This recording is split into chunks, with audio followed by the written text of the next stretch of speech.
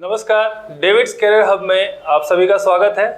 आज हम लोग फिर से एक बार एक सीरीज़ को लेकर के आगे बढ़ रहे हैं। इस सीरीज़ में हम लोग आपके साथ इंट्रोड्यूस करवाते हैं एक ऐसे शख्सियत को जो कि अपने जीवन में काफ़ी अच्छा मुकाम हासिल कर चुके हैं और मतलब यूँ कहा जाए कि एक सक्सेस की स्टोरी जो कि एक बहुत लंबा सीरीज़ बहुत टाइम से हम लोग लेकर के चल रहे हैं और इसी सीरीज़ में हम लोग एक और आज एक कड़ी जोड़ रहे हैं, विशाल शर्मा। आइए विशाल शर्मा से मिलते हैं और समझते हैं कि आखिर ये तैयारी कि एक जॉब को कैसे पाना है और उसके लिए कितना मेहनत करना पड़ता है। बहुत आसान तो नहीं हो जाता है, लेकिन इतना भी नहीं है कि बहुत ज़्यादा कठिन है। ठीक है, तो चलिए मिलते हैं विशाल शर्मा से। कैसे हैं आप? मैं ठीक हूँ। ठीक है, और तैयारी कैसे चल रही है आपकी? तैयारी तो ठीक ही चल रही है। ये वही पुराना क्वेश्चन है जो हम लोग पूछा करते थे क्लास के बाद कि तैयारी कैसी चल रही है? वही आंसर है सर, ठीक चल रही है। ठीक चल रही है तैयारी। तो अभी आप विशाल हैं कहाँ, मेरे दर्शकों को बताइए कि आप कहाँ हैं अभी? एक्चुअली मैं अभी मैंगलोर में हूँ as assistant manager Canara bank में पोस्टेड हूँ। और आप मुझे ये बताइए कि आप कैनरा बैंक तक पहुँच गए धनबाद से मैंगलोर। धनबाद से मैंगलोर कितना किलोमीटर होगा ये? अप्रॉक्स 2500 है। 2500। देखिए 2500 धनबाद से मैंगलोर। अब ये जर्नी कैसे 2500 की है, धनबाद से मैंगलोर पहुंच रहे हैं हम लोग। आइए शुरू करते हैं। तो सबसे पहले विशाल जानना ही चाहेंगे कि ये जर्नी शुरू कहाँ से हुई, कहाँ से दिमाग में आया कि बैंकिंग की तैयारी करें? क्योंकि जहाँ तक मुझे पता है कि आप फैमिली बैकग्राउंड जो है वो बिल्कुल सोल्जर्स वाली है, आर्मी में है फादर आपके, तो फिर कहाँ से बैंक कहाँ से आ गया बीच में? एक्चुअली क्या था कि मेरा मेन था कि मेरे को आर्मी ही ज्वाइन करना है, बट कंबाइंड डिफेंस क्लियर करने के बाद एसएसबी भी क्लियर करने के बाद मेडिकल आउट हो गया मैं। अच्छा। तो फिर मैं धनबाद आया। मैं एक्चुअली फादर के साथ ही रहता था जहाँ उनकी पोस्टिंग है। ठीक है। तो मेरे भैया हैं कौशल, वो भी करियर हब से ही पढ़े हैं और वो अभी यूको बैंक में एज ए क्लर्क है। अच्छा।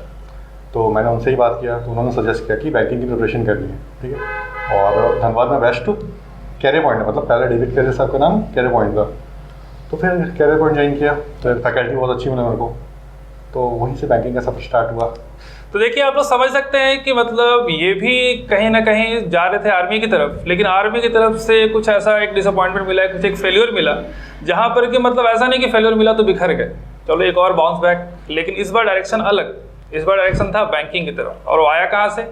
तो आया बस वहीं से जहाँ से हमारे डेविड सर के थ्रू जो पढ़ाया गया एक स्टूडेंट जिनका कहाँ सिलेक्शन, कहाँ आपने बताया? यूको बैंक में। उन्होंने सजेस्ट किया कि आप जाकर के बैंकिंग की तैयारी करिए और धनबाद में बैंकिंग की तैयारी। धनबाद में बैंकिंग की तैयारी मतलब डेविड्स कैरियर हब, ठीक है, जैसा कि आप सुन सकते हो। हाँ। ठीक है। तो आपको सेशन उनके थ्रू मिला। हाँ। और जब आप आए कोचिंग पढ़ने के लिए, और कोचिंग में पढ़ के आपको क्या लगा कि उनका सेशन सही था या फिर सो एंड सो था या फिर? नहीं, सही था। मेरे को मतलब ऐसा लगता है कि फैकल्टी मेरे को बहुत अच्छा मिला। आपने मेरे को पढ़ाया, स्वागत सर ने पढ़ाया और तौहीब सर ने पढ़ाया, तो फैकल्टी बहुत अच्छा मिला। बेस मतलब फैकल्टी अच्छा है ही है, बेस मेरा क्लियर हो गया वहाँ पर। ठीक है। फिर सर लोगों ने बहुत ज़्यादा इनकरेज किया कि अब आपको मतलब 6 मंथ्स कंप्लीट हो गए तो टेस्ट सीरीज देना स्टार्ट कीजिए आप।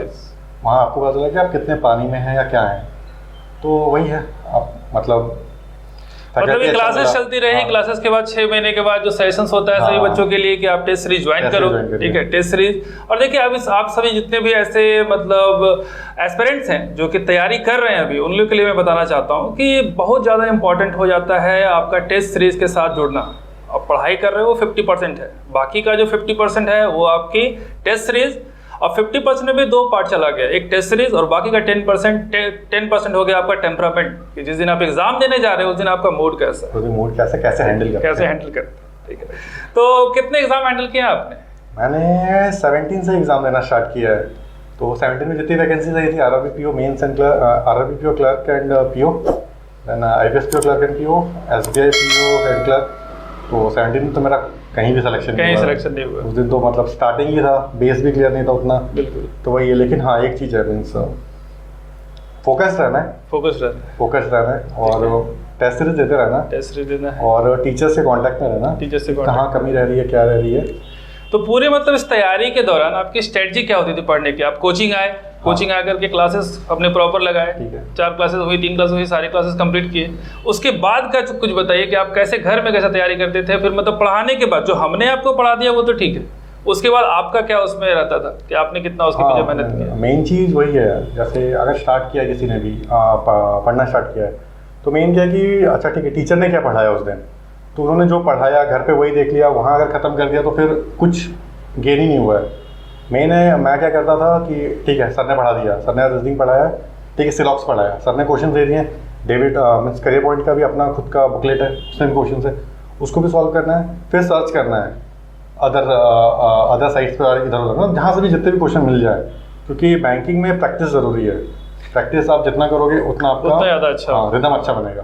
ठीक है, तो इस तरह की प्रैक्टिस हुई और प्रैक्टिस के दौरान मतलब कभी ऐसा भी लगा हुआ कि अरे अब नहीं हो पाएगा? बहुत बार लगा। जब फर्स्ट टाइम टेस्ट सीरीज में बैठा था तो मेरे 100 में से 18 आए थे। 100 में से 18, ठीक है। और अभी तो कुछ लोग ऐसे भी हैं जो आते हैं कि 100 में से 40 आया, सर 14 आ गया, अब तो नहीं होगा, हम छोड़ देते हैं।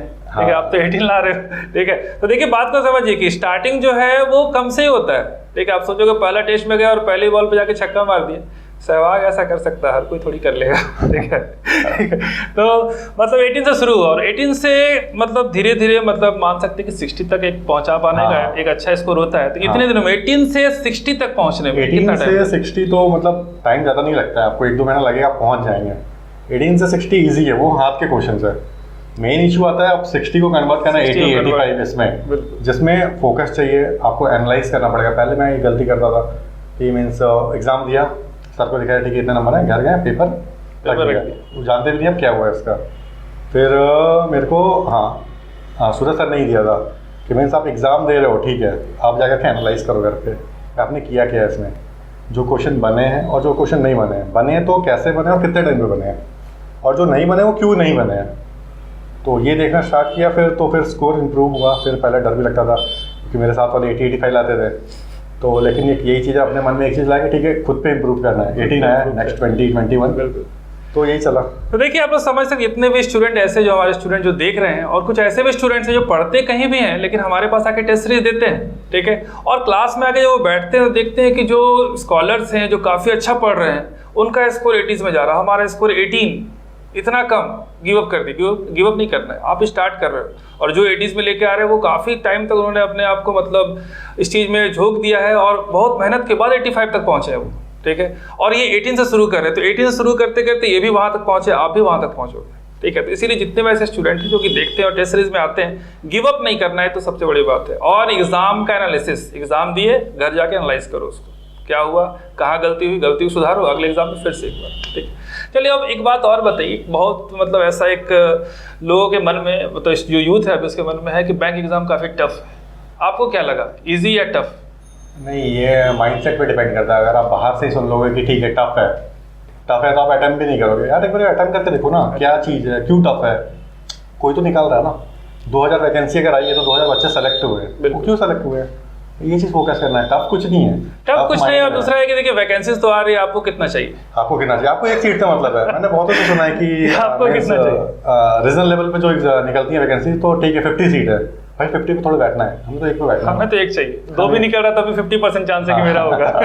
वही चीज़ है बस। चलिए तो बहुत अच्छी बात हुई। लेकिन आप बैंक जॉब में हैं और आपका जैसा कि आपने बताया कि आप कभी डिफेंस की तरफ भी थे, तो ड्रीम जॉब आपका ये बैंक है या कुछ और था जो भी मिला नहीं है, इसको पीछे भी आप भाग रहे हो?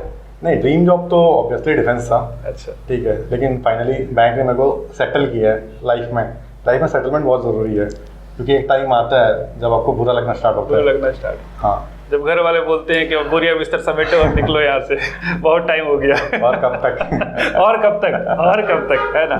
चलिए, ये तो था कि आपका ड्रीम जॉब कुछ और था, लेकिन अभी आप बैंक एग्जाम में हो और बैंक एग्जाम देने के बाद एक एग्जाम क्रैक करके आप बैंक सेक्टर में आप जॉब कर रहे हो और उसने आपको सेटल कर दिया है। और आपने एक बहुत बड़ी बात कही कि एक सेटलमेंट जरूरी है लाइफ, सेटलमेंट जरूरी है लाइफ। ठीक है, तो आपका ड्रीम जॉब कुछ भी हो, अगर आप वहाँ पर कवर नहीं कर पा रहे हो, पहुँच नहीं पा रहे हो, लेकिन आपको ऐसा भी नहीं करना है कि ड्रीम जॉब के पीछे अपने आप को पूरा बर्बाद ही कर देना। हाँ, मतलब रुक जाना है, रुक नहीं जाना, स्टक नहीं होना है कहीं भी, लाइफ नहीं रुकता है, तो कहीं पर भी स्टक नहीं होना है। ठीक है, कंटिन्यूस बढ़ते रहना है आगे। और देखिए निगेटिव पॉजिटिव सब कुछ आता रहता है। ठीक है, लाइफ है, अप्स एंड डाउन है, एग्जाम है तो नंबर कभी कम होगा कभी ज़्यादा होगा, इससे घबराना नहीं है, आगे बढ़ते रहना है। ठीक है, और विशाल आप एक सजेशन दीजिए उन बच्चों को जो कि तैयारी कर रहे हैं, क्योंकि हम तो टीचर से हम लोग उनको बताते रहते हैं, उनको भी लगता है सर तो बोलते रहते हैं, लेकिन एक ऐसे इंसान से जिन्होंने कुछ अचीव किया है उसके थ्रू अगर उन्हें कुछ मिलता है तो उसको थोड़ा ज़्यादा एडमायर करते हैं। तो आप बताइए स्टूडेंट्स को कि अभी उन्हें क्या करना चाहिए। मेन चीज़ क्या है कि मैं तो वही बताऊँ जो गलती हमने की थी, जिसकी वजह से हमारा लेट हुआ, अगर कोई अभी प्रिपरेशन स्टार्ट कर रहा है तो मेन फोकस करना है कि 4 महीने तो बेसिक क्लियर करना है। बेसिक अगर आपका क्लियर हो गया है तो आपको आगे आपका स्पीड ऑटोमेटिक आएगा। आप बस देखिए कि आपको टीचर्स पढ़ा क्या रहे हैं, टीचर्स जो भी पढ़ा रहे हैं उसके बेसिस पे क्वेश्चन सॉल्व कीजिए, घर पे भी जाकर के सॉल्व कीजिए। अगर डाउट है तो शर्म नहीं करना है, आकर पूछना है कि हाँ सर ये सॉल्व नहीं हुआ है, ये चीज़ है। जैसे ही 4-5 महीने आपके कंप्लीट होते हैं तो आप फिर सेट देना स्टार्ट कीजिए, दिन में एक ही दीजिए, ठीक है, सेट दीजिए और एनालाइज करिए, ठीक है। फिर एक और गलती क्या करते हैं सब लोग, हमने भी वही गलती की है कि हम वेट करते हैं कि प्री निकलेगा तो हम मेंस की प्रिपरेशन स्टार्ट करेंगे। बहुत बड़ी गलती है, सबसे बड़ी गलती, क्योंकि प्री निकला 1 महीने के बाद मेंस है, 1 महीने में यार थोड़े 6-7 महीने का जीएस ये सब कंप्यूटर में पढ़ लेंगे। तो मैं तो यही बोलूँगा कि आप अभी से ही जीएस पढ़ना स्टार्ट करो, जीए पढ़ना स्टार्ट करो, सॉरी। जैसे कुछ जीए के क्वेश्चन फिक्स्ड है आपके, national park and all, president, currency and all, power stations, तो ये तो चेंज नहीं होंगे। तो आप डेली बेसिस पे जीएस पढ़ो, जीए, हाँ सॉरी जीए पढ़ो, डेली बेसिस पे आप जीए पढ़ो। जनरल इससे क्या होगा कि आपका जब भी एग्जाम निकलेगा तो आपको मतलब घबराहट नहीं आएगा कि अब जीए भी अलग से पढ़ना है। और साथ में मैथ्स और रीजनिंग तो इतना अच्छा कर लेना है ना, मीन्स 4-5 महीने पहले अपने आप को दो सेटल होने के लिए। उससे मैथ्स और रीजनिंग ऐसा कर लेना कि रीजनिंग तो आपके 20 मिनट्स में 35 बननी चाहिए, वो भी एक्यूरेट 100 के 100, ठीक है। और वही हो भी जाएगा, प्रैक्टिस हो जाएगा। और मैथ्स भी ऐसा करना कि आप 30 अटेम्प्ट कर रहे हो तो आपके 30 मार्क्स आ जाए। अभी कंपटीशन लेवल भी बहुत हाई हो गया है, तो सबके सब शार्प आना है, तो उसमें शार्पनेस बनना है, ऐसा है। और एक लास्ट क्वेश्चन आपके लिए, मेरा एक क्वेश्चन है कि अभी देखिए आपने भी काफ़ी ऑनलाइन पे भी देखा, ऑफलाइन पे भी देखा, आप लोग इस टाइम जब पढ़ते थे उस समय ऑनलाइन ऑफलाइन दोनों चल रहा होता था। तो आपके हिसाब से क्या लगता है, ऑनलाइन और ऑफलाइन, अगर ऐसा नहीं कहें कि हाँ कोई बेकार है, लेकिन हम बेस्ट की बात करें कि कौन बेस्ट है, ऑनलाइन या ऑफलाइन, तो किधर पढ़ना ज़्यादा अच्छा है, ऑनलाइन के थ्रू या ऑफलाइन के थ्रू? आपका क्या है? ऑफलाइन हमेशा ही, ऑफलाइन ठीक है, ऑनलाइन है, कोचिंग कर रहे हैं, हम ऑनलाइन क्लासेस ले रहे हैं, आप वहाँ डाउट नहीं पूछ पा रहे हो, या फिर क्या होता है कि हम ऑफलाइन क्लासेस पे बैठे हैं तो बगल वाला भी कुछ डाउट पूछता है तो उससे हमारा क्लियर हो जाता है, बिल्कुल पता चलता है कि वो कुछ अलग पढ़ रहा है, कुछ अलग पढ़ रहा है, अलग कर रहा है। फिर बहुत बच्चे ऑनलाइन टेस्ट सीरीज दे रहे हैं, ठीक है वो भी अच्छा है, बट आप जब ऑफलाइन आके टेस्ट सीरीज हो गए ना तो आपको कंपटीशन का पता चला कि अच्छा इतने लोग हैं, बगल वाले का पेन चलेगा तो अपना पेन और नहीं चलेगा। हम जब सोच रहे हैं उसका पेन चल रहा है, मतलब समझ जाओ कि तुम पीछे हो रहे हो, ऐसा है। तो आपको कंपटीशन लेवल का पता चला कि कंपटीशन लेवल क्या है और आप कितना पानी में हो, बंदे कितने नंबर ला रहे हैं, बहुत है यार, हमसे तो बहुत तेज है, तो हमको उनसे आगे निकलना है। ऑनलाइन में क्या, ठीक है हमने मोबाइल निकाला, एग्जाम दिया, रख दिया, रैंक देखा, ओके 87 है, कहानी खत्म, बस ये चीज़ नहीं। यहाँ पता चलता है अच्छा उसके इतने आए हैं, भाई उससे इतने कैसे आ गए हैं, फिर आपको पता भी चला कि पेन कितना फास्ट चल रहा है, कितना फास्ट चल रहा है। उससे अगर आप बात करोगे जाकर के तो भी आपको ज्ञान देगा, ऐसा नहीं कुछ नहीं बताएगा। ऑनलाइन में कोई बताने वाला नहीं बगल में, कोई बताने वाला, वो अलग से स्पेशल क्या कर रहा है, क्योंकि भीड़ में तो सभी दौड़ रहे हैं। तो है कि ऑनलाइन ऑफलाइन का जो खेल है इसमें ऑनलाइन ही आगे निकल गया, एक बार फिर से ऑनलाइन जो पीछे रह गया और ऑफलाइन आगे निकल गया, अभी आपने सुना, ठीक है। ऑफलाइन की बहुत ज़्यादा वैल्यूएशन है, इसी से सारे एग्जाम निकलते हैं लोगों के।